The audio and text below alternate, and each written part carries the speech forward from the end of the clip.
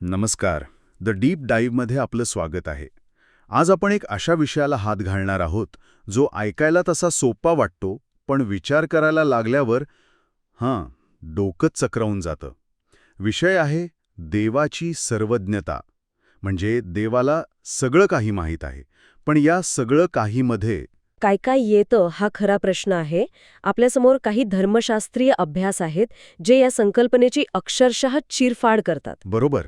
आणि आजचा आपला उद्देश तो फक्त देव सर्वज्ञ आहे यावर शिक्कामोर्तब करणे नाही, तर या स्रोतांच्या आधारे आपल्याला हे समजून घ्यायचंय की देवाचं हे जे अमर्याद ज्ञान आहे त्याचा आपल्या स्वातंत्र्यावर, न्यायावर, काळाच्या संकल्पनेवर नेमका काय परिणाम होतो.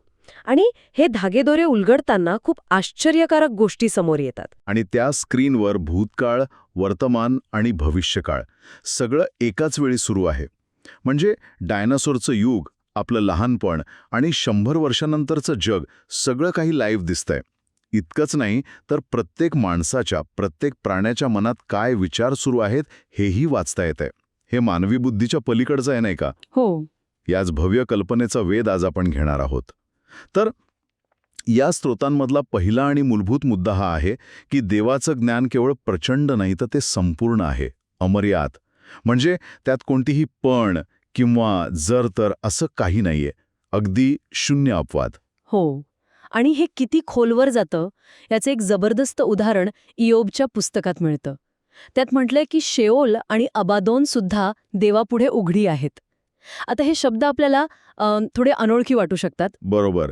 शेओल म्हणजे फक्त अधोलोक किंवा अबादोन म्हणजे विनाशाची दरी, असं कंसात वाचून पुढे जाण्यासारखं हे नाहीये. या शब्दांमागे एक मोठी सांस्कृतिक भावना आहे. अगदी. त्या काळातल्या लोकांच्या समजुतीनुसार शेओल ही एक अशी जागा होती जिथे मृत्यूनंतर सगळे जातात. एक अंधारी, शांत आणि विस्मृतीची जागा. तिथून कोणी परत येत नाही असं मानलं जायचं. आणि अबादोन म्हणजे तर विनाशाचं टोक, जिथे सर्व काही संपतं. स्रोत असं म्हणतात की देवाचं ज्ञान इतकं अफाट आहे की या सर्वात गुप्त, अज्ञात आणि मानवीय कल्पनेच्या पलीकडच्या जागासुद्धा त्याच्यासमोर उघड्या पुस्तकासारख्या आहेत. वा. तिथे काय घडतंय हे त्याला माहीत आहे. वा. म्हणजे जिथे आपलं अस्तित्व संपतं तिथून देवाच्या ज्ञानाची सुरुवात होते. पण हे सगळं जाणून घेण्याचा उद्देश काय? केवळ माहिती गोळा करणं? नाही, अजिबात नाही. या स्रोतांनुसार देवाच्या न्यायीपणाचा हाच पाया आहे. विचार करा, जर देवाला एखादी लहानशी गोष्टही माहीत नसेल तर त्याचा न्याय 100% निष्पक्षपाती कसा असू शकेल? म्हणूनच तो केवळ आपल्या कृती पाहत नाही तर त्यामागचा हेतूही जाणतो. करिंथकरासच्या पत्रात म्हटलंय की देव अंधारात लपलेल्या गोष्टी उजेडात आणेल आणि हृदयातील हेतू प्रकट करेल. आणि हे किती वैयक्तिक पातळीवर आहे याचं वर्णन स्तोत्रसंहिता 139 मध्ये वाचल्यावर तर अंगावर काटा येतो. त्यात म्हटलं आहे, मी केव्हा बसतो आणि केव्हा उठतो हे तुला माहीत आहे. तू माझे विचार दुरूनच ओळखतोस. म्हणजे विचार करण्याच्या प्रक्रियेत सुरू असतानाच. हो, म्हणजे आपण एखादा विचार करण्याच्या प्रक्रियेत असतानाच तो विचार काय आहे हे देवाला माहीत असतं. इतकंच नाही तर आपल्या जिभेवर येण्याआधीच आपला पुढचा शब्द कोणता असेल हेही त्याला पूर्णपणे माहीत असतं. बरोबर. आणि यात कोणतीही अतिशयोक्ती नाही. एका ठिकाणी तर असंही म्हटलंय की आपल्या डोक्यावरचे केस किती आहेत हेही त्याला माहीत आहे. ही केवळ एक भावनिक कल्पना नाहीये, तर त्याच्या न्यायासाठी एक म्हणूया की तांत्रिक गरज आहे. अच्छा.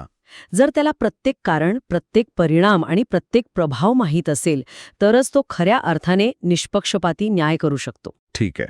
हे तर झालं ज्ञानाच्या व्याप्तीबद्दल. पण आता एका अशा मुद्द्याकडे येऊया जो आपल्या डोक्याला खऱ्या अर्थाने झिंझिण्या आणू शकतो. तो म्हणजे देवाचा आणि काळाचा संबंध. हे स्रोत सांगतात की देव काळाच्या पलीकडे आहे. त्याच्यासाठी 1000 वर्ष म्हणजे एका दिवसासारखी आहेत. थांबा, याचा अर्थ काय? म्हणजे आपल्यासाठी इतिहासाची जी मोठमोठी पुस्तकं आहेत ती त्याच्यासाठी सकाळचा पेपर वाचण्यासारखी आहेत का? हा. शिवाजी महाराजांचा काळ आणि आपला आजचा दिवस दोन्ही त्याच्यासाठी आत्ता घडत आहेत. तुम्ही अगदी अचूक पकडलंय. आपल्यासाठी काळ हा एका सरळ रेषेसारखा आहे. भूतकाळ मागे सुटलाय, भविष्यकाळ पुढे आहे. आपण फक्त वर्तमानाच्या एका छोट्याशा बिंदूवर जगतो. पण स्रोतांनुसार देव या रेषेवरचा प्रवासी नाही, तो या रेषेचा निर्माता आहे. तो काळाच्या बाहेर उभा राहून संपूर्ण रेषेला एकाच वेळी पाहू शकतो. स्तोत्रसंहिता 139.16 मध्ये एक अविश्वसनीय वाक्य आहे. माझ्यासाठी नेमलेले दिवस, त्यांपैकी एकही दिवस उगवण्यापूर्वी तुझ्या पुस्तकात लिहिलेले होते. इथेच तर खरा गोंधळ सुरू होतो. जर माझे सगळे दिवस आधीच लिहिलेले असतील तर माझ्या निवडींना, माझ्या स्वातंत्र्याला काही अर्थ उरला का? म्हणजे मी जे काही करतोय ते एका ठरलेल्या पटकथेनुसारच करतोय का? हे तर पूर्वनियोजित झालं. हा एक खूप महत्वाचा आणि गुंतागुंतीचा प्रश्न आहे आणि स्रोत यावर एक वेगळा दृष्टिकोन देतात. ते याला पूर्वनियती म्हणजे प्रिडेस्टिनेशन असं म्हणत नाहीत, तर पूर्वानुमान म्हणजे फोर नॉलेज म्हणतात. अच्छा, यात एक सूक्ष्म पण खूप मोठा फरक आहे. थांबा, हे जरा सोपं करून सांगता का? पूर्वानुमान आणि पूर्वनियोजन हे ऐकायला तर जवळपास सारखंच वाटतंय. चला एक उदाहरण घेऊया. समजा तुम्ही एक बुद्धिबळाचे ग्रँडमास्टर आहात आणि एका नवशिक्यासोबत खेळत आहात. तुम्हाला त्याच्या प्रत्येक संभाव्य चालीचा अंदाज असतो. तुम्हाला हेही माहीत असतं की जर त्याने घोडा हलवला तर पुढच्या 4 चालींमध्ये तुम्ही त्याला चेकमेट कराल. आता जेव्हा तो घोडा हलवतो तेव्हा तुम्ही त्याची चाल आधीच ओळखली होती, पण चाल कोणी केली, तुम्ही की त्याने? अर्थात त्यानेच केली, निवड त्याची होती. अगदी बरोबर. देवाने आपल्याला निवडीचं स्वातंत्र्य दिलं आहे, पण तो त्या बुद्धिबळाच्या ग्रँडमास्टरसारखा आहे, ज्याला आपल्या प्रत्येक संभाव्य निवडीचे परिणाम आधीच माहीत आहेत. त्याला माहीत आहे की विशिष्ट परिस्थितीत आपण काय निवडू. ही देवाने ठरवलेली पटकथा नाही, तर आपल्या निवडींची त्याला असलेली पूर्वकल्पना आहे. पण हे ऐकायला खूपच सोपं वाटतंय. जर देवाला माहीतच आहे की मी सिगारेट ओढणार आहे आणि त्यामुळे मला कर्करोग होणार आहे, तर माझ्या स्वातंत्र्याला काय अर्थ उरला? हा एक प्रकारचा तात्विक विरोधाभास नाही का? आहे, नक्कीच आहे. आणि यावर स्रोतांमध्ये एक शक्यता वर्तवली आहे, जी खूपच रंजक आहे. त्यात म्हटलंय की ते जीवनाचं पुस्तक कदाचित माणसांसाठी लिहिलेलंच नसेल. काय म्हणताय? हो, ते देवदूतांच्या माहितीसाठी असेल. म्हणजे देवदूतांना कळावं की देव कोणत्या आधारावर निर्णय घेत आहे, त्याची योजना काय आहे. हे पुस्तक म्हणजे देवाच्या पारदर्शकतेचा एक पुरावा असू शकतो.